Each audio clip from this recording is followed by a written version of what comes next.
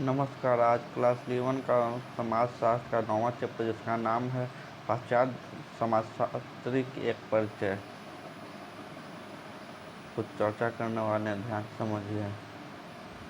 बौद्धिक ज्ञानोदय किस प्रकार समाजशास्त्र के विकास के लिए आवश्यक है? उत्तर: बौद्धिक ज्ञानोदय निम्नलिखित प्रकार से समाजशास्त्र के विकास के लिए आवश्यक है।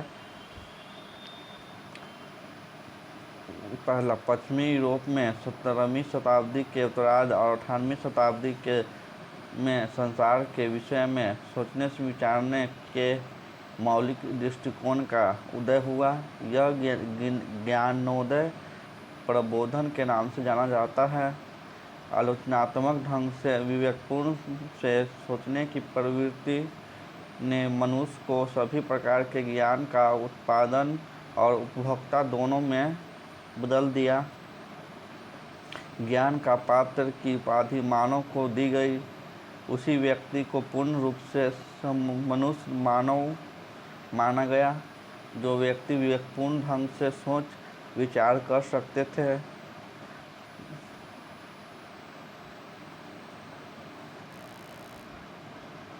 तर्कसंगत कि मानव जगत की परिभाषित विशिष्टता का स्थान देने के लिए प्रकृति और धर्म संप्रदाय तथा देवी देवताओं के वर्चस्व को कम करना अनिवार्य था। इसका कारण यह था कि पहले मानव जगत लेना पड़ता था। दूसरा क्वेश्चन, औद्योगिक क्रांति किस प्रकार समाजशास्त्र के जन्म के लिए उत्तरदायी है? औद्योगिक क्रांति निम्न प्रकार से समाजशास्त्र के जन्म के लिए उत्तरदायी है। उत्पादन कुटीर उद्योग से हटकर फैक्ट्रियों के हवाले चला गया। नवीन उद्योगों में काम की तलाश में लोगों शहरी क्षेत्रों में चले गए। आधुनिक प्रशासनिक व्यवस्था की वजह से राजतंत्र की लोक संबंधी विषयों, कल्याणकारी कार्यों की जवाबदेही उठाने के लिए बाध्य किया गया। मजदूर वर्ग ने गंदी बस्तियों में रहना प्रारंभ कर दिया। अमीर लोग बड़े बड़े भवनों में रहने लगे। अगला क्वेश्चन, उत्पादन के तरीकों के विभिन्न घटक कौन कौन से हैं? उत्पादन के तरीकों के घटक निम्नलिखित हैं। उत्पादन के साधन प्रथम है, इसके अंतर्गत मजदूर वर्ग आता है जो उत्पादन करते हैं। द्वितीय, पूंजीपति वर्ग जो उत्पादन के साधनों पर नियंत्रण करते हैं। उपभोग की वस्तुओं की प्रकार श्रम बाजार से बेचा जाता है। अपने उत्पादन को मजदूरों के माध्यम से निष्पादन के लिए पूंजीपति वर्ग के पास अर्थ तथा साधन है। पूंजीपति वर्ग मजदूरों के दम पर अधिक अमीर बन गए। अगला क्वेश्चन, मार्क्स के अनुसार विभिन्न वर्गों में संघर्ष क्यों होते रहते हैं? उत्तर: मार्क्स के अंतर्गत समाज में दो वर्गों में विभाजित किया गया है। प्रत्येक समाज में दो विरोधी समूह पाए जाते हैं। राज्य के उदय से ही इन दो वर्गों के मध्य संघर्ष सामान्यतया बढ़ता जा रहा है। पूंजीपति वर्ग नियंत्रण का उत्पादन के सभी साधनों पर रहता है। यह वर्ग उत्पादन के अपने साधनों की मदद से अन्य वर्गों का दमन करता है। द्वितीय वर्ग मजदूर वर्ग है, जिन्हें श्रमजीवी वर्ग कहा जाता है। शोषक और शोषित वर्ग के मध्य संघर्ष सामान्यतया बढ़ता रहता है। इसकी वजह यह है कि पूंजीपति वर्ग मजदूरों को शायद कुछ ही इच्छा रखते हों।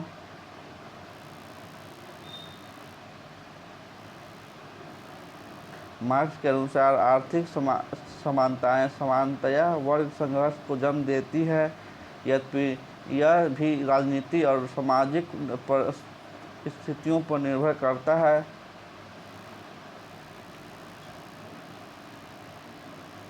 सामाजिक तथ्य क्या है? हम उन्हें कैसे पहचानते हैं? उत्तर: सामाजिक तथ्य का संबंध सामूहिक प्रतिनिधित्व है।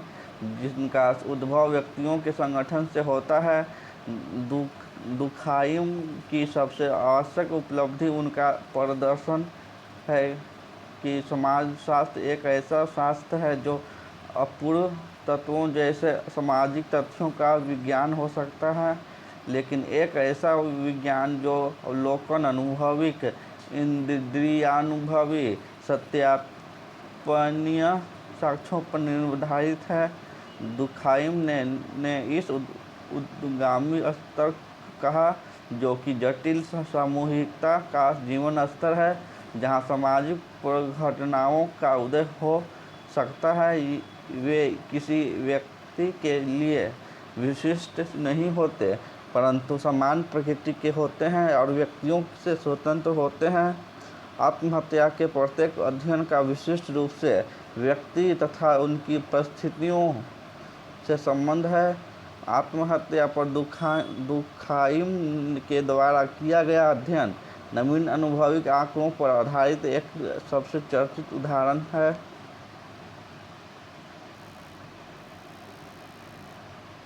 यांत्रिक और सावयवी एकता में क्या अंतर है? दुखाइम के अंतर्गत है कि सभी समाजों में कुछ विश्वास, व्यवहार के ढंग, मूल्य, विचार, संस्था तथा कानून बने होते हैं जो समाज को संबंधों के संबंध में बांध कर रखते हैं। इन तत्वों की उपस्थिति की वजह से समाज में संबंधों तथा एकता का अस्तित्व कायम रहता है। उन्होंने सामाजिक एकता की प्रकृति के आधार समाज को वर्गीकृत किया जिसका समाज में अस्तित्व कायम है और जो निम्नलिखित है। यांत्रिक एकता, सावयवी एकता। कम विकसित समाज में यह प्रभु संपन्न होता है। इसकी प्रकृति खंडीय होती है। इसके द्वारा सामाजिक संबंधों का बंधन कमजोर होता है। कम जनसंख्या वाले क्षेत्रों में इसका प्रभाव ज़्यादा होता है। इसका स्वरूप कठोर व विशिष्ट होता है। सावयवी एकता। अत्यधिक विकसित समाजों में यह प्रभुत्व संपन्न होता है। इसकी प्रकृति संगठित होती है। इसमें सामाजिक संबंधों का बंधन मजबूत होता है। अत्यधिक जनसंख्या वाले क्षेत्रों में इसका प्रभाव कम होता है। यह अमूर्त एवं सामान्य होता है।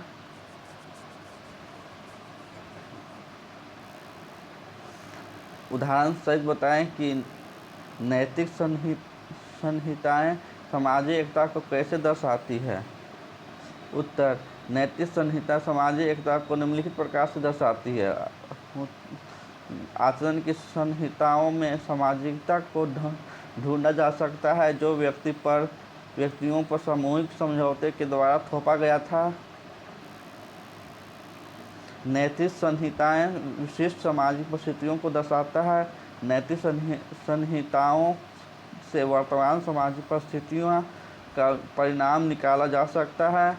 इससे समाजशास्त्र को प्राकृतिक विज्ञान के समान बनाया गया है तथा इसका बहुत औचित्य समाजशास्त्र को एक कष्टदायी वैज्ञानिक संकाय के रूप में स्थापित करने के ज़्यादा निकट है।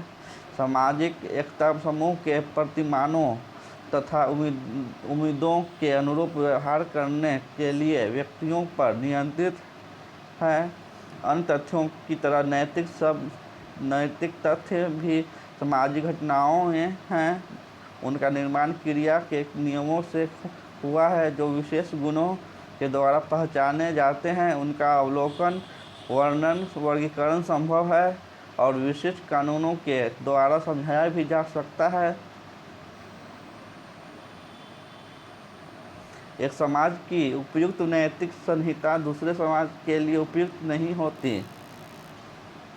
दुखाइम के अंतर्गत समाज एक सामाजिक तथ्य है। इसका अस्तित्व नैतिक समुदाय के रूप में व्यक्ति से ऊपर था। व्यवहार के प्रतिमानों का अवलोकन कर उन प्रतिमानों, संहिताओं तथा सामाजिक एकता को पहचाना जा सकता है जो उन्हें नियंत्रित करते हैं।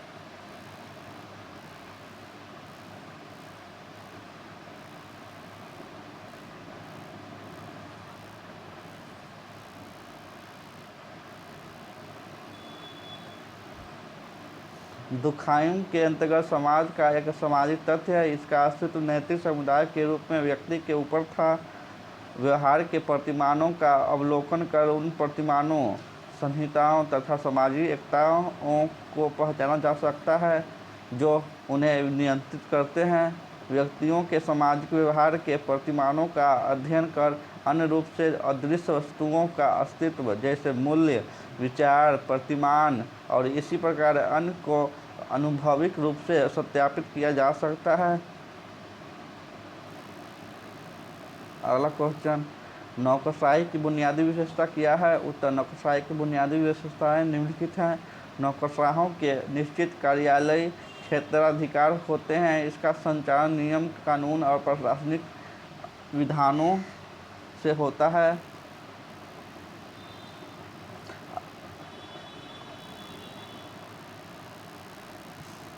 अधिकारी और कार्यालय क्षेत्रीय श्रेणीगत सोपान पर आधारित होते हैं। इस व्यवस्था के अंतर्गत उच्च अधिकारी निम्न अधिकारियों का निर्देशन करते हैं। नौकरशाही में पदों की स्थितियां स्वतंत्र होती है।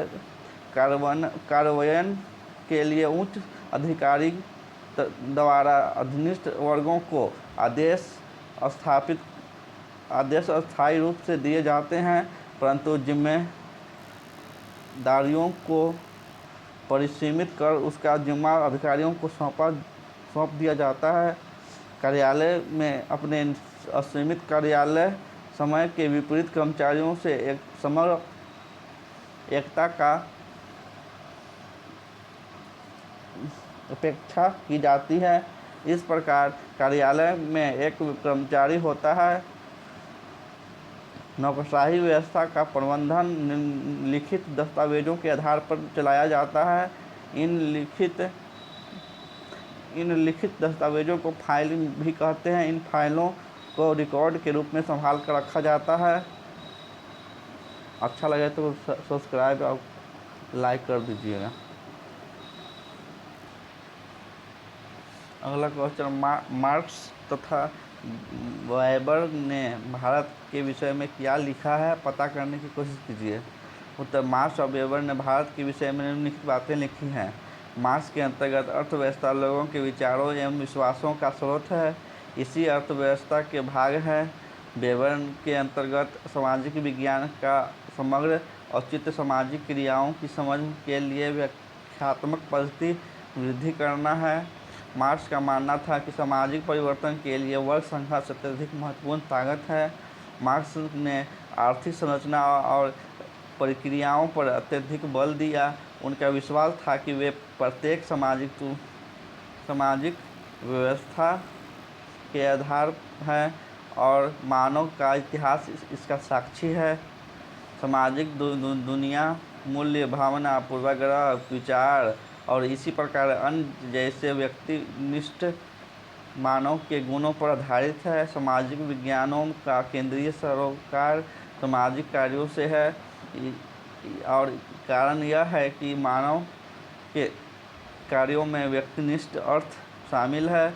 इसलिए सामाजिक विज्ञान के संबंधित जांच की पद्धति को प्राकृतिक विज्ञान की पद्धति से भिन्न होना अनिवार्य है। सामाजिक वैज्ञानिकों को समानुभूति समझ का निरंतर अभ्यास करना, परंतु यह जांच वस्तुनिष्ठ तरीके से किया जाना अनिवार्य है। समाजशास्त्रियों मानना है कि एक दूसरे की विषयगत भावनाओं को परखने की बजाय केवल वर्णन करें। धन्यवाद। चक्र समाप्त हुआ।